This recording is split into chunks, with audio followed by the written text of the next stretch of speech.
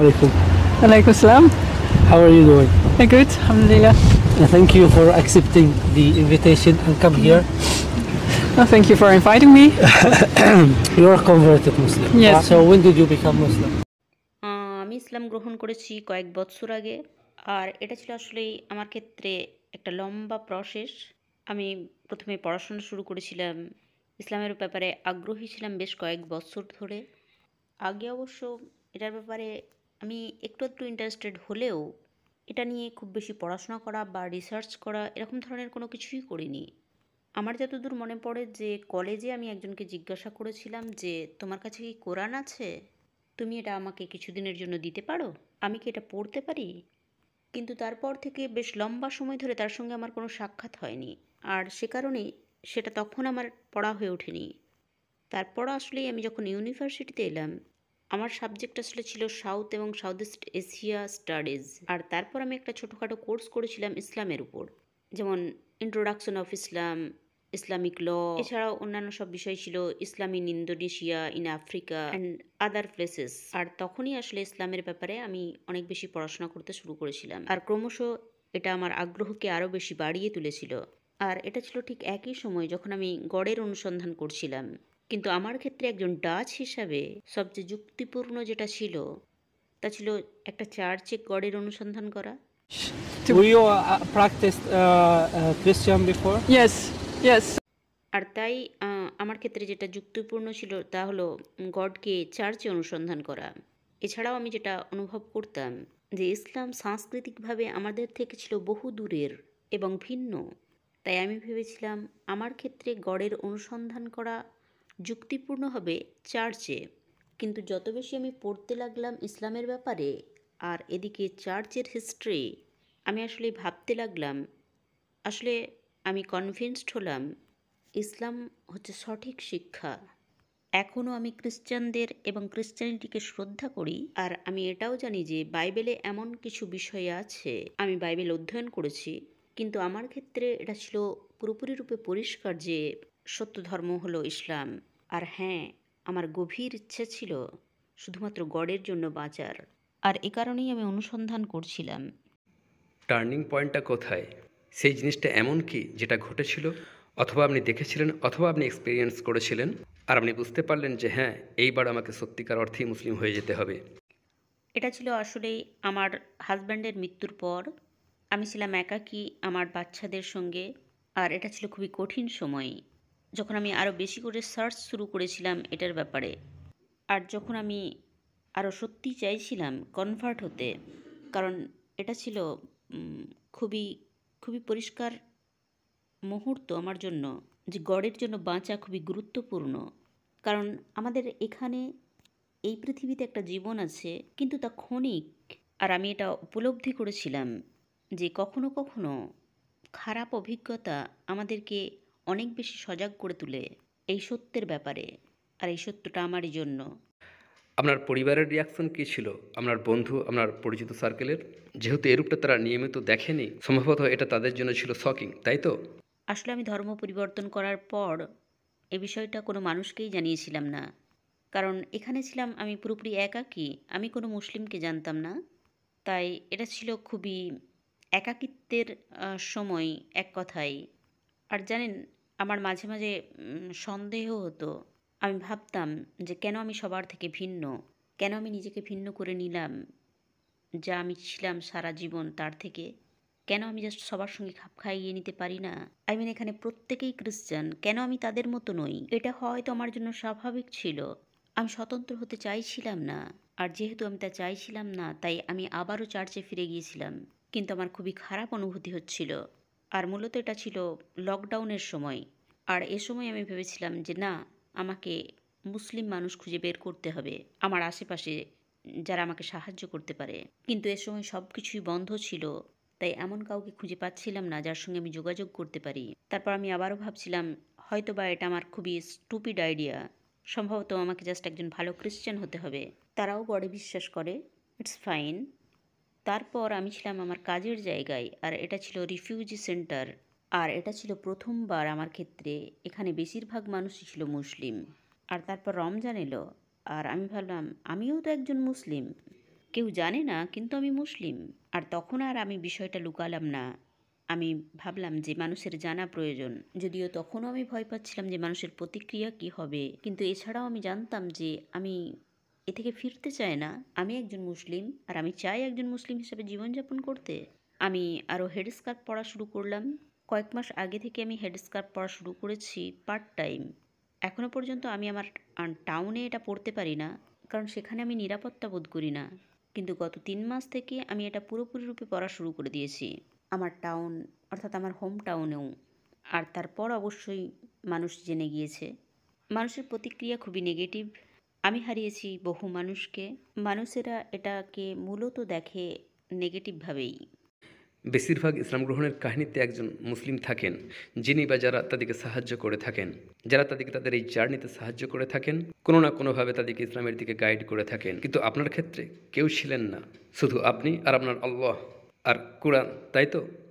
হ্যাঁ, অন্বেষণ করা, পড়াশোনা করা, আর ডুইং মাই ওন রিসার্চ। আর হ্যাঁ, ইন্টারনেটে আমি বেশ কিছু কন্ট্যাক্ট পেয়েছিলাম, কিন্তু তারা ছিলেন এমন মানুষ যারা বেশিরভাগই অন্য দেশে বাস করেন। তাদের সঙ্গে আমি চ্যাট করতে পারতাম, কিন্তু এটা আমার ডাইরেক্ট এনভায়রনমেন্ট ছিল না। আর এখন আমি প্রকাশ্য মুসলিম, আর আমার সরাসরি পরিবেশ যেটাকে বলতে পারেন তা খুবই নেগেটিভ। কিন্তু এখন আমি যথেষ্ট শক্তিশালী এ বিষয়ে ডিল করার ক্ষেত্রে। আপনার জীবনটা কিভাবে বদলে গেল, আর আপনার জীবনটা কতটা বদলে গেল? আমি যোগদান করিনি কোনো ক্রিসমাস ডিনারে। আসলে আমি এটার বিরুদ্ধে কোনো কথা বলতে চাই না। বেশিরভাগ ডাচ মানুষদের কাছেই ক্রিসমাস আর কোনো রিলিজিয়াস বিষয় নয়। এটা জাস্ট একটা ছুটির দিন আর নিজের পরিবারের সঙ্গে সাক্ষাৎ করার দিন। আসলে আমি এর বিরুদ্ধে কোনো কিছুই বলতে চাইছি না, কিন্তু আমি যেখানে বাস করি আমার জন্য এটা খুবই কঠিন। কারণ এখানকার মানুষেরা জানে যে আমি মুসলিম, তা সত্ত্বেও তারা আমাকে ক্রিশ্চিয়ানিটিতে কনভার্ট করতে চায়। আর এটার জন্য তারা ক্রিসমাসকে ব্যবহার করে। আর তাই আমি বহু মানুষের কাছ থেকে পেয়েছি ক্রিসমাস কার্ড, আমাকে পাঠানো হয়েছে বহু বই, লটস অফ মেসেজেস। আমি দুঃখিত, আপনি কিছু মনে করবেন না যদি আমি এই পয়েন্টটায় একটু গভীরে চলে যাই। That's okay. Because that's okay. Because Yeah. দেখুন, আমার কাছে এটা একটু অস্বস্তিকর বলে মনে হয় যদি আপনি সেখানে খাদ্য গ্রহণের জন্য যান। আপনি হয়তো সেখানে আপনার পরিবারের সবার সাথে সম্পর্ক স্থাপনের জন্য গিয়েছেন, কিন্তু তারা তো, আপনার পরিবারের লোকেরা তো এই সুযোগটাকে কাজে লাগাতে পারে আপনাকে আবারও খ্রিস্টান ধর্মে ফিরিয়ে নিয়ে যাওয়ার জন্য। আমার মনে হয়, আমি আবারও বলছি যে আমি ক্রিসমাস কার্ডের বিরুদ্ধে নই। কিন্তু এটা যদি হয় এমন কেউ যে আমার বন্ধু, আহ, আমার ধর্মকে শ্রদ্ধা করে আর জাস্ট আমাকে একটা ক্রিসমাস কার্ড পাঠালো, যেমনটা সবাইকেই পাঠানো হয়, এটা ঠিক আছে। কিন্তু উদ্দেশ্য প্রণোদিতভাবে, আমি যাদের জানি না, যারা পুরোপুরি রূপে অপরিচিত, তারা শুনেছে আমি মুসলিম হয়েছি আর তারা আমার অ্যাড্রেস জোগাড় করেছে। তারা আসলেই জানে না আমি কে, শুধুমাত্র এটুকু জেনেছে যে আমি মুসলিম হয়েছি, আর তাই তারা আমাকে কার্ড পাঠিয়ে দিয়েছে। কার্ডস, বুকস, বহু কিছু, যা আমি মোটেও আশা করিনি। দেখুন, যখনই আমি আমস্টারডামের স্কুলে যাই তখন দেখি বহু মানুষ আমাদের কাছে আসেন আর খ্রিস্টান ধর্মের প্রচার করেন। আমি তাদের সামনে 30 মিনিট 40 মিনিট দাঁড়িয়ে থাকি, তাদের কথা শুনি, দ্যাটস ওকে। কিন্তু যখন তারা জানতে পারে যে আমি একজন মুসলিম, তখন তারা চমকে যায়, তাদের অভিব্যক্তি একটু অদ্ভুত হয়ে যায়। হ্যাঁ, এটা একটু অদ্ভুত। জানেন, একদিন সকালে আমি একটা শব্দ শুনতে পেলাম। আমি দেখলাম যে একটা মানুষ অনেক কিছু ঢোকাচ্ছে আমার মেল বক্সে। আর আমি ভাবলাম এটা তো অড, কারণ আজকে স্যাটারডে, আজকে কোনো মেল ডেলিভারি হয় না, আর আমি কোনো কিছু অর্ডারও করিনি। তাই আমি আমার মেল বক্সে চেক করতে গেলাম, আর গিয়ে দেখলাম সেখানে 51টা ক্রিসমাস কার্ড একসঙ্গে। আর এটা ছিল চার্চের কাজ আসলেই। তারা অর্গানাইজভাবেই কাজটা করেছিল। আমি এগুলো খুলে দেখিনি, তবে এর উপরে কিছু নাম আমি দেখতে পেয়েছিলাম, আর আমি ভেবে দেখলাম এই নামের কোনো মানুষকেই আমি চিনি না। আর তাই আমি চার্চকে কল করলাম আর বললাম, আপনারা আপনাদের এই কার্ডগুলো তুলে নিয়ে যান, কারণ আমি এই ধরনের কাজ পছন্দ করছি না। আমি এতে স্বস্তি বোধ করছি না। This is too much. তারা এই ধরনের প্রেসার ক্রিয়েট করতে চাইছিল আমার উপর। আর আমি তাদের বলেছিলাম যে আমি আপনাদের শ্রদ্ধা করি, আর আপনারাও আমাকে শ্রদ্ধা করুন। Yeah, you have to. I am sorry to hear this. সেই সমস্ত মানুষ যারা তাদের এতদিনের সার্কেলকে, এতদিনের পরিচিত সমাজকে, এতদিনের জগৎকে পরিত্যাগ করে দিয়ে ইসলামকে গ্রহণ করে নেয়, তাদের প্রতি রয়েছে আমার এক হিউজ রেসপেক্ট। কিন্তু পৃথিবীতে এমন বহু মানুষ রয়েছেন যারা ইসলাম নিয়ে অধ্যয়ন করছেন, ইসলামকে সত্য বলে জানেন, অথচ সেই স্টেপটা নিতে পারছেন না। তাদের জন্য আপনার বার্তা কী? আসলে প্রত্যেকের ক্ষেত্রেই একটা বিশেষ মুহূর্ত আসে যখন আপনি হন পুরোপুরি প্রস্তুত। আর আমার মনে হয় প্রতিটা ব্যক্তির ক্ষেত্রে এটা হয় ভিন্ন রকম, আর এটা একটু হলেও নির্ভর করে আপনি কে তার উপর। কিছু মানুষের গল্প আমি শুনেছি, তারা জাস্ট কনভার্ট হয়েছে আর মুসলিম হিসাবে জীবনযাপন করছে। এটা কোনো বিষয় নয়, যে পরিস্থিতিই হোক না কেন। কিন্তু আমার ক্ষেত্রে এটা একটা সংগ্রাম। যদিও আমি মনে করি না যে এটা খুব ভালো, এই ধরনের সন্দেহ প্রবণতা, আর এখন জাস্ট নর্মাল হতে চাই, আমি আর আগের দিনে ফিরে যেতে চাই না। কিন্তু এটা প্রত্যেকের ক্ষেত্রেই ভিন্ন হয়। কিন্তু আমি মনে করি যে যদি আপনি জেনে থাকেন যে ইসলাম সত্য, আর তা যদি আপনি জেনে থাকেন আপনার অন্তর থেকে, তাহলে জাস্ট এটাকে ফলো করুন। আর আরও বর্তমানে আল্লাহ আমাকে দিয়েছেন শক্তি এটাকে প্রকাশ্যভাবে পালন করার, শিখিয়েছে ভীত না হতে। এমনকি আমার শহরেও অবশ্যই কখনো কখনো আমি একটু আধটু হলেও ভয় অনুভব করি, কিন্তু তার সাথে সাথে সত্যি আমি অভিজ্ঞতা অর্জন করেছি শক্তি লাভ করার, যাতে করে আমার বিশ্বাসকে দৃঢ়ভাবে ধরে রাখতে পারি। তাই একবার যখন আপনি সিদ্ধান্ত নিয়ে নেবেন, আপনি অবশ্যই পেয়ে যাবেন সেই শক্তি যা আপনার প্রয়োজন। আপনি আপনার সন্তানকে কীভাবে ডিল করেন? তাকে কোনো কিছু বলেন ইসলাম নিয়ে কোনো কথা? কারণ এটাও আপনার এক বিরাট বড় দায়িত্ব। তাকে কোনো ইনস্ট্রাকশন দেন, তাকে গাইড করেন, মুসলিম হওয়ার জন্য কোনো কিছু বলেন? আমি কোনো কিছুই শিখিনি আমার পরিবার থেকে ধর্মের বিষয়ে একজন শিশু হিসাবে। তাই সম্ভবত এখনও আমি খুঁজে বেড়াচ্ছি যে আমি ঠিক কী করব, কিভাবে আমার শিশুকে শিক্ষাদান করব। আমি আসলে তাকে দেখতে দিই, আমি যখন নামাজ পড়ি, দোয়া করি, আর আমি তাকে বলি তুমি কি তোমার নিজের জন্য একটা জায়নামাজ বেছে নেবে? আর তাই সে অনলাইন থেকে নিজস্ব পছন্দ মতো একটা জায়নামাজ বেছে নিয়েছে। এটাকে আমি বলতে পারি যে এইভাবে আমি তাকে ইনভলভ করতে চাই এর মধ্যে। আমি তাকে সঙ্গে নিয়ে মসজিদে যাই, সে সেখানে শিক্ষা গ্রহণ করে অন্যান্য ছেলেদের সঙ্গে। আর আমি মনে করি যে এটা খুবই গুরুত্বপূর্ণ তারই সমবয়সী ছেলেদের তার চারপাশে থাকাটা যারা মুসলিম। আর আরও একটা বিষয় যে তাকে পরিবর্তন করতে হয়েছে তার স্কুলটা, কারণ যে স্কুলে সে পড়তো সেখান থেকে আমাকে কল করা হয়েছিল। তারা আমাকে কল করেছিল এই কারণে যে আমি একজন মুসলিম। আমি ফুল টাইম হেডস্কার্ট পরা শুরু করার কিছুদিন পরেই তারা আমাকে ডেকেছিল। আমি এটা পড়ছিলাম আমার টাউনে, বাড়ির বাইরে সব সময়ই। Well, why would they call you? I was আসলে এটা ছিল সেই সময় যখন ইসরায়েল বম ফেলতে শুরু করেছিল গাজাতে। আর আমি আসলে জোরালো প্রতিবাদ জানিয়েছিলাম যা কিছু ঘটছিল তার বিরুদ্ধে। তাই আমাকে আমার ছেলের স্কুল থেকে ডেকে পাঠানো হয়েছিল। আর সেখানে সমস্ত মানুষের সামনে আমাকে বলতে বলা হয়েছিল ফিলিস্তিনের ব্যাপারে আমার মতামত। But your opinion was only like on social media or in demonstration. You didn't go screaming on the street. no. না, এটা ছিল আমার মতামত, আর এটা দিয়েছিলাম আমি সোশ্যাল মিডিয়াতে। আর তারা দেখে নিয়েছিলেন সোশ্যাল মিডিয়াতে আমার মতামতটা। তাই স্কুল আমাকে কল করেছিল এ ব্যাপারে কথা বলার জন্য। আর আমি কথা বললাম হেড অফ দ্য স্কুলের সঙ্গে। আর আমি বললাম দেখুন সেখানে শিশুদেরকে হত্যা করা হচ্ছে। I have a What did they problem with. ask from you? What did they want from you? Well, they তারা the head of the school আমাকে বলেছিল আমরা বিশ্বাস করি যে ইটস গডস লাভলি প্রমিস।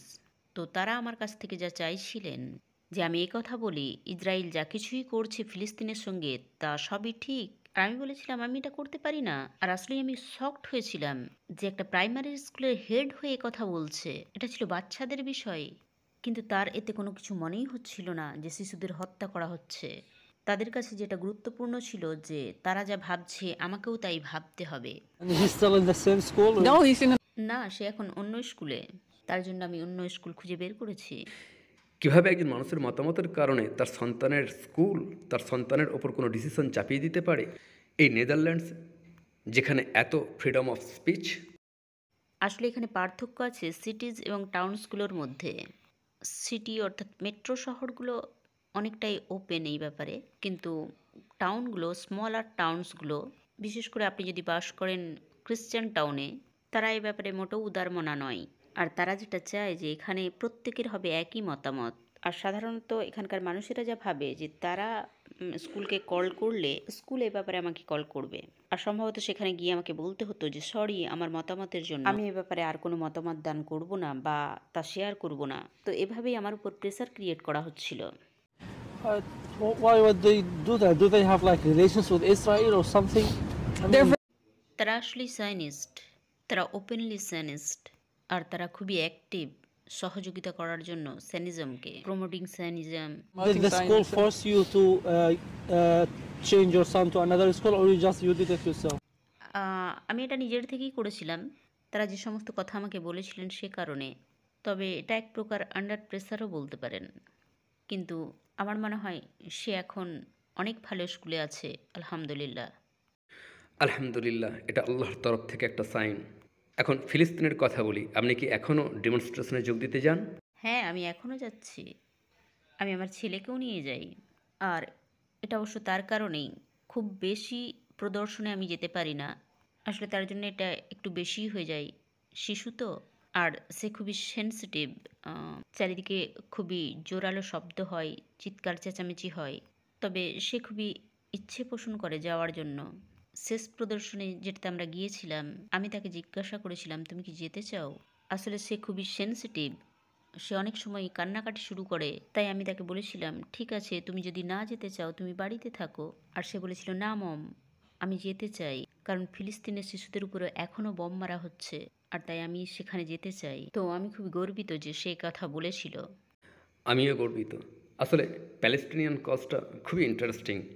ইন্টারনেটে দেখছি যারাই আজ ইসলাম গ্রহণ করছেন, ইসলাম গ্রহণের সাথে সাথেই তারা ফিলিস্তিনের বিশাল বড় সাপোর্টার্স হয়ে যাচ্ছেন। তারা সবাই ফিলিস্তিনের স্বাধীনতাকামী। ইসলাম গ্রহণের আগে আপনি কীরূপ ছিলেন? আপনি কি ফিলিস্তিনের সাপোর্টার ছিলেন? অফকোর্স আমি বেড়ে উঠেছি নেদারল্যান্ডে, খুবই পজিটিভ ভিউ নিয়ে ইসরায়েলের ব্যাপারে। তখন খুব বেশি তথ্য আমার কাছে ছিল না, অন্যান্য বিষয় সংক্রান্ত তথ্য। আপনি বুঝতে পারবেন এই সাইনিস্ট ভিউ যা আপনাকে শুরুর থেকে শেখানো হয়। তাই তখন আমি এর বাইরে খুব বেশি ভাবনা চিন্তা করিনি। অবশ্য এখানে আমার একটু ব্যাকগ্রাউন্ড বলা দরকার, এর মধ্যে যার এক বিশেষ ভূমিকা আছে। আমি মিশ্র বর্ণের, আমি কিছুটা ইন্দোনেশিয়ান কিছুটা ডাচ। আমার বাবা ছিলেন হাফ ইন্দোনেশিয়ান। আর ইন্দোনেশিয়া কলোনাইজড হয়েছিল ডাচদের দ্বারা। তো এখানে কলোনাইজেশন যেমন ছিল তেমন ডিকলোনাইজেশনও ছিল। আর এটা ছিল আমার জন্য খুবই গুরুত্বপূর্ণ যে কিভাবে আমি অন্যান্য কলোনিগুলোকে দেখি, যেমন ফিলিস্তিন কলোনাইজড হয়েছে। আর আমার মনে হয় এটা খুবই পরিষ্কার, এটা মোটেও জটিল নয়। যদি আপনি এই কলোনিগুলো দেখে থাকেন আর যদি আপনি জেনে থাকেন যে এই কলোনিগুলোতে আসলে কি হয়, যেমনটা যখন ডাচেরা কলোনাইজড করেছিল ইন্দোনেশিয়াকে, তখন আপনি সমতাটা দেখতে পাবেন। এটা খুবই পরিষ্কার। And what other things you do for Palestine? Because you told me you're talking to some people or something. Yeah. আমি পোস্ট করে থাকি সোশ্যাল মিডিয়াতে, এছাড়াও আমার হোয়াটসঅ্যাপে। বিশেষ করে আমি হোয়াটসঅ্যাপেই পোস্ট করি, কারণ আমি জানি বহু ইসরায়েলের সাপোর্টার এখানে আছেন, তারা এগুলো দেখেন। এগুলো মানুষকে রাগান্বিত করে, আবার কখনো সখনো আমার সঙ্গে তারা কথাও বলেন, আমি তাদেরকে এক্সপ্লেন করি বিষয়টা। কখনো মানুষ আমার উপর রেগে যায়, আবার কখনো পজিটিভ রেসপন্সও করে। আমি আমার এক বন্ধুকে বলেছিলাম এখানে কি ঘটছে, আর সে এ বিষয়ে পড়াশোনা শুরু করে দিয়েছিল। আর সে একজন চার্চের সদস্য, আর তারা চাইছিল চার্চে একটা প্রো ইসরায়েল ইভিনিং অর্গানাইজ করতে ওই সমস্ত মানুষদের জন্য যারা প্রশ্ন করতে চায়। আর যেহেতু সে ছিল একজন চার্চের সদস্য, সে চার্চের অন্যান্য সদস্যদের সঙ্গে আলোচনা করেছিল যে এটা কিভাবে অর্গানাইজ করা যায়। কিন্তু তারপর সে বলেছিল যে দেখো, ইসরায়েল যা কিছু করছে তা হলো মানবাধিকার লঙ্ঘন। তারপর তিনি অন্যান্য সদস্যদের কাছে এই বিষয়টা ব্যাখ্যা করেছিলেন। তারপর চার্চের অন্যান্য সদস্যরা বলেছিল সম্ভবত আমাদের এই ইভিনিংটা ক্যান্সেল করা উচিত, আর তারপর তারা এটা ক্যান্সেলও করেছিলেন। Because you talk to that guy. Because হ্যাঁ, এই কারণে যে আমি তার সঙ্গে কথা বলেছিলাম। তো আমি মনে করি যে এটা খুবই গুরুত্বপূর্ণ।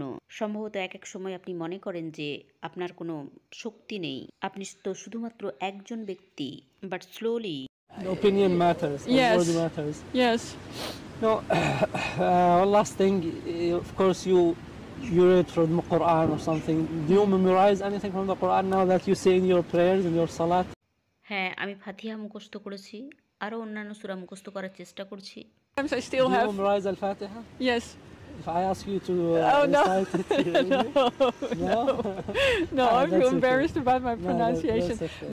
কিন্তু অন্যান্য সূরাগুলো আমি এখন পড়ছি। যদি আপনি নামাজ পড়া শেখেন, এটা এটা মোটেও সহজ নয়, কারণ প্রচুর টেক্সট আপনাকে মুখস্থ করতে হয়।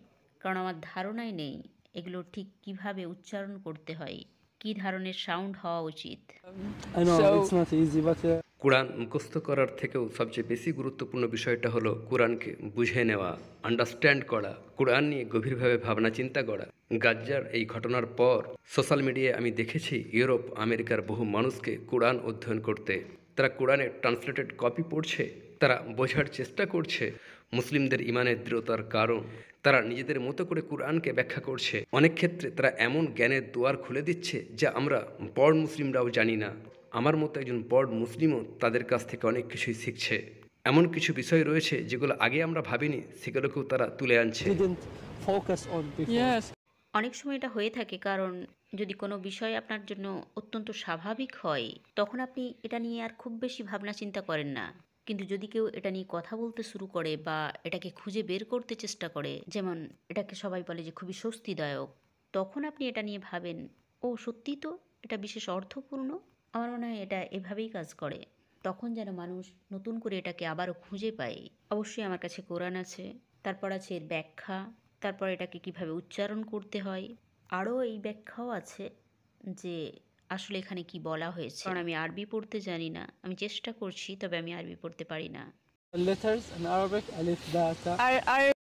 আমি চেষ্টা করছি, আমি শুরু করেছি, আমি চেষ্টা করছি নিজে নিজে পড়তে। তবে আমার মনে হয় যে এটা সহজ হবে যদি আমি কোথাও ক্লাস করতে শুরু করি। লাস্টলি আপনি আমাদের দর্শকদেরকে কোনো কথা বলতে চান? তবে আমি আশা করব যে এটা পজিটিভ বার্তা বহন করবে মানুষের কাছে। আর আপনার মতো একজন মানুষ যদি বাইরের কোনো সাহায্য ছাড়াই, কোনো মানুষের সাহায্য ছাড়াই একমাত্র গড তথা আল্লাহর গাইডেন্স পেয়ে থাকেন, তাহলে এটা নিজেই একটা বিশাল বড় বার্তা, একটা কনফার্মেশন যে এটাই হলো সত্য ধর্ম।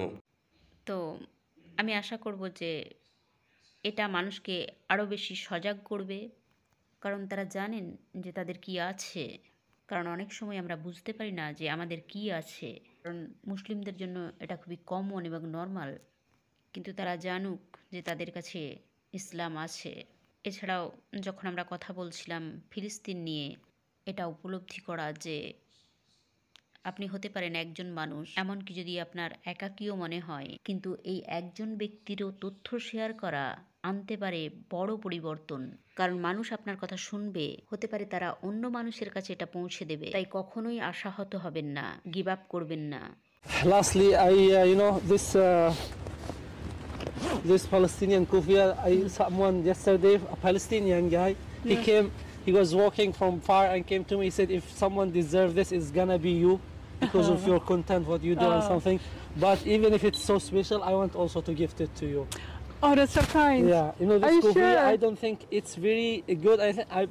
I'm not sure, but I think it's from Palestine itself. Oh, Because really? the quality are you is sure? very good. Yeah, I'm sure. Are you really sure? Yeah, I'm really sure. Oh, thank you so much. I wear it with pride. I wear it with pride. Thank you so much. This is the simplest thing that I can give for you. Oh, thank you so much. Thank you again for being in my channel, in my video. And yeah. Thank you.